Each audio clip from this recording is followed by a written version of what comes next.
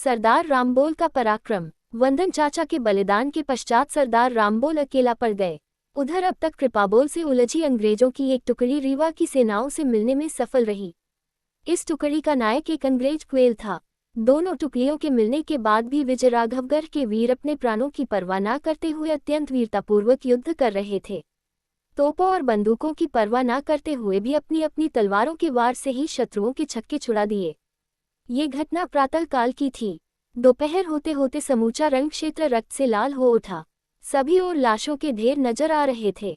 अनेकों क्रांतिकारियों ने अपने प्राणों का उत्सर्ग कर दिया। क्रांतिकारियों का उत्साह एवं शौर्य देखकर अंग्रेज सेना भौचक्की रह गई।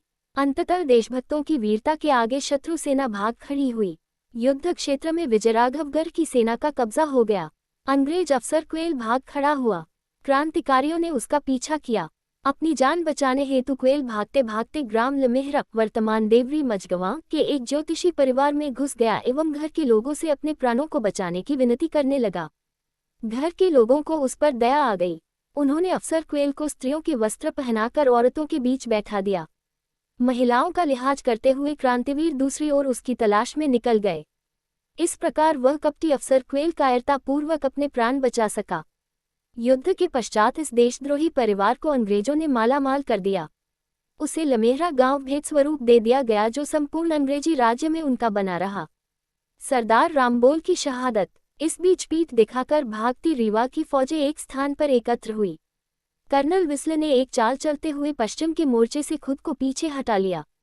सरदार कृपाबोल उसकी इस चाल को समझ नहीं सके। वे अपना ध्यान पश्चिमी मोर्चे पर लगाए रखे। उन्हें अपने बड़े भाई रामबोल की वीरता और साहस पर उसे पूरा भरोसा था। दोपहर की विजय के पश्चात वह कुछ आश्वस्त थे, परंतु शाम के पहले रीवा की सेना सरदार रामबोल पर टूट पड़ी। सरदार रामबोल ने बड़े ही साहस से शत्रु का सामना किया, किंतु तोपों की मार से वे घायल होकर युद्ध भूमि पर गिर पड़े एवं प्राण मातृभूमि पर निछावर कर दिए। ये दुखद समाचार जैसे ही किले में पहुंचा वहां अत्यंत दुख छा गया। तब संपूर्ण नगर के नर नारी बच्चों ने एकत्र होकर राजा साहब को आश्वस्त किया कि हमारे प्राण रहते शत्रु दुर्ग पर काबिज न हो सकेगा। किले की मोर्चाबंदी। स्थिति की विकरालता को देखते हुए राजा सरजू प्रसाद अपने साथ सरदार जालिम सिंह को लेकर सैनिकों के साथ स्वन्य युद्ध को निकल गए। सरदार लाल सिंह दौआ भी साथ आ गए। शत्रु ने अब किले की घेराबंदी प्रारंभ कर दी थी। तोपें लगाकर किले पर गोलाबारी शुरू हो गई थी। ऐसे समय में स्त्रियों ने किले का मोर्चा संभाला। किले के सारे द्वार बंद कर दिए गए। वीर नयनी देवी जो कि शहीद रामबोल की पत्नी थी, पति की शहादत के भीषण आघात के बाद भी किले की मोर्चाबंदी में लगी थी। उन्होंने अपने इकलौते पुत्र हरबोल को राजा साहब के साथ भेज दिया एवं स्वन्य सबका उत्साह बढ़ाने लगी।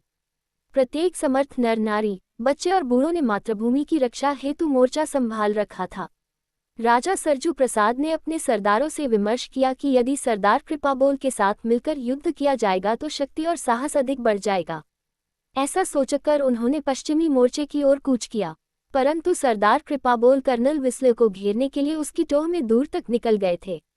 इसलिए राजा साहब एवं सरदार कृपाबोल की टुकड़ियां मिल नहीं पाई। किले को तोड़ने के लिए फिरंगी फौज निरंतर तोपें बरसा रही थी, अतः किले की सुरक्षा हेतु राजा सरजू प्रसाद जी अपनी एक टुकड़ी के साथ किले के अंदर चले गए। दूसरी दो टुकड़ियां आसपास के आक्रमण को रोकने में लग गई।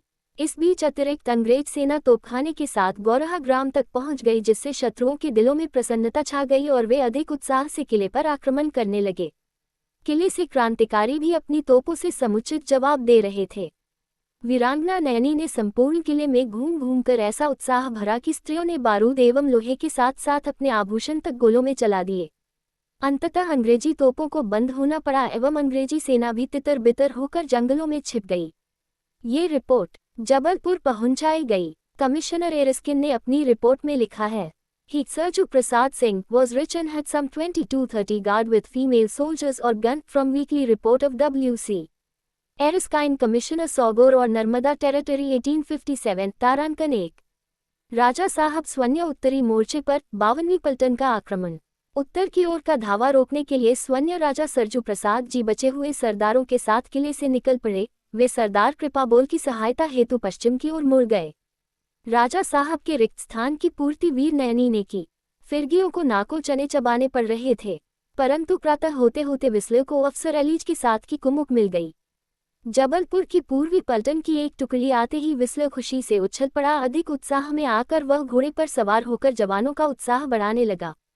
तभी तोप का एक गोला उसके घोड़े के पास आकर गिरा और वह घोड़े से गिर पड़ा, परंतु उसने भी हिम्मत नहीं हारी और उठकर पुनः सक्रिय हो गया। उसका इरादा आज किले पर कब्जे का था। मार्ग में उसे एक सरदार ने नगर के बाहर रोका, परंतु वह सरदार अपने साथियों सहित बहादुरी पूर्वक लड़ते हुए बलिदान हुआ।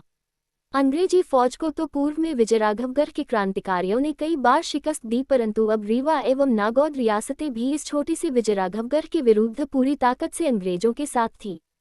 इस समय तक देश के अन्य स्थानों पर भी क्रांति की आग कुछ ठंडी पड़ गई थी, परंतु धन्य है विजयराघवगढ़ की देशभक्त जनता, जहां पुरुषों ने तो अपने प्राणों का बलिदान दिया ही महिलाएं भी मुकाबला करने में कहीं पीछे न रहीं। विजयराघवगढ़ के वीर सरदारों ने किले की रक्षा था सरजू प्रसाद जी पर छोड़कर स्वर्ण टुकड़ियों को लेकर उत्तर दक्षिण और पूर्व पश्चिम से बढ़ रही हमलावर सेनाओं का मुकाबला करने निकल पड़े। सिर बांधे कफनियां हो, शहीदों की टोलियां निकली। कैमोर का युद्ध। पूर्व की ओर से बढ़ रही रीवा की फौज के ऊपर सरदार लाल सिंह दौआ ने ऐसा करारा हमला किया कि रीवा की सेना में भगदड़ मच गई, परंतु दीवान दीनबंधु ने पुनः सेना एकत्र करके उत्तर की ओर से कैमोर की पहाड़ियों पर चढ़ना शुरू कर दिया। इनका स्वागत क्रांतिकारियों ने तोपों से किया। प्रारंभ में क्रांतिकारी भारी पड़ रहे थे, परंतु शत्रु दल संख्या में भी अधिक था और अच्छे तोपखाने से सुसज्जित था। बड़ी तोपों की मार से दोपहर तक पासा पलटने लगा। अंत में भयंकर युद्ध के पश्चात रीवा की फौज कैमोर पर्वत चढ़ने में सफल रही। सरदार रामबोल और वंदन चाचा ने उन्हें रोकने का भरसक प्रयास किया, परंतु वे इसमें सफल न हो सके। अंत में उन्होंने इस स्थान को छोड़ना उचित समझा। विजयराघवगढ़ की कुछ तोपें भी वहां रह गई। इनमें से कुछ तोपें रीवा की फौज अपने साथ ले गई, जिसमें रामबान एवं घनगर्जन प्रमुख हैं। कुछ तोपें कैमोर वर्क्स फैक्ट्री के कार्यालय की शोभा बढ़ा रही हैं, जबकि कुछ तोपें आज भी कैमोर पर्वतमाला में बिखरी पड़ी हैं। वंदन चाचा का बलिदान। कैमोर पर्वत से उतरने के पश्चात सरदार रामबोल और वंदन चाचा ने विजयराघवगढ़ के बाहर मोर्चा बांधा। अब शत्रु सेनाएं कैमोर की पहाड़ियों को पार करके तोपों और बंदूकों की मार करते हुए आगे बढ़ रही थीं। वंदन चाचा चालाकी पूर्वक शत्रु के खेमे में शामिल हो गए।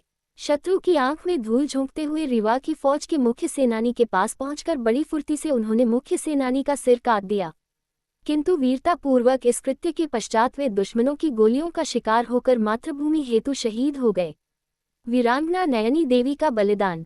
अब अंग्रेज फौज किले को चारों ओर से घेरकर आक्रमण कर रही थी। दोनों ओर से तोप के गोलों का आदान प्रदान प्रबल वेग से चल रहा था। वीरांगना नयनी पुनर्तः सक्रिय थी। वह अपने प्राणों को हथेली पर रखकर पूरे किले में घूम घूमकर निर्देश दे रही थी। किले की सारी तोपें सजग कर दी गई।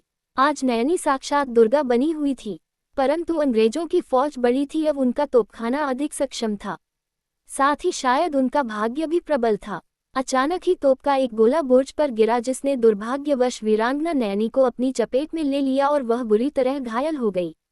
उसी समय किले का मुख्य द्वार टूटने लगा। शत्रुओं को मुख्य द्वार को तोड़ने में बड़ी कठिनाइयों का सामना करना पड़ रहा था।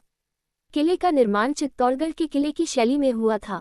इसका मुख्य द्वार सामने से नहीं दिखता था। दाहिने प्राचीर की बाईं ओर मुड़ने पर एक द्वार मिलता है, जिसमें प्रवेश कर दाहिनी ओर मुड़ने जाने पर विभिन्न द्वार मिलते हैं। तब कहीं जाकर मुख्य आंगन में प्रवेश होता है। अंततः लगातार आक्रमण से शत्रु को मुख्य द्वार तोड़ने में सफलता मिल ही गई। शत्रु को किले में प्रवेश करता देखकर वीर नयनी और खूंखार हो उठी।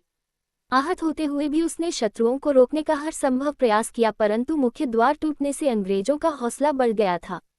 अत्यंत वीरतापूर्वक लड़ने के बावजूद भी जब शत्रु दल किले में दाखिल हो गया, तब विश्वस्त सरदारों ने भांप लिया कि अब युद्ध करने का अवसर नहीं रह गया है।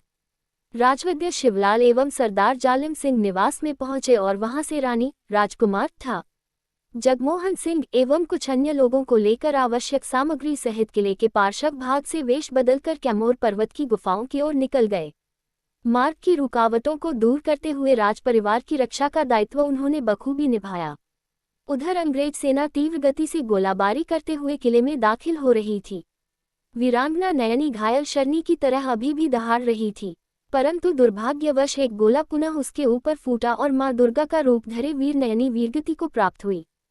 फिरंगी सैनिक नैनी के शव को उठाकर अपने अफसर के पास ले जाने के लिए जैसे ही वहां पहुंचे, यमराज की भांति घायल होते हुए भी सरदार कृपाबोल मारकाट करता हुआ वहां आ पहुंचा और बाज की तरह झपट्टा मारकर नैनी के शव को उठाकर पीछे की ओर खाई में कूद अंतर्ध्यान हो गया।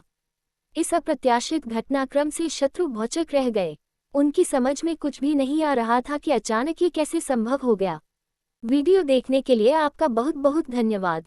अगर आपको ये वीडियो पसंद आया तो लाइक करें, कमेंट करके बताएं कि आपको क्या अच्छा लगा, और ऐसे ही और वीडियो देखने के लिए चैनल को सब्सक्राइब करना न भूलें।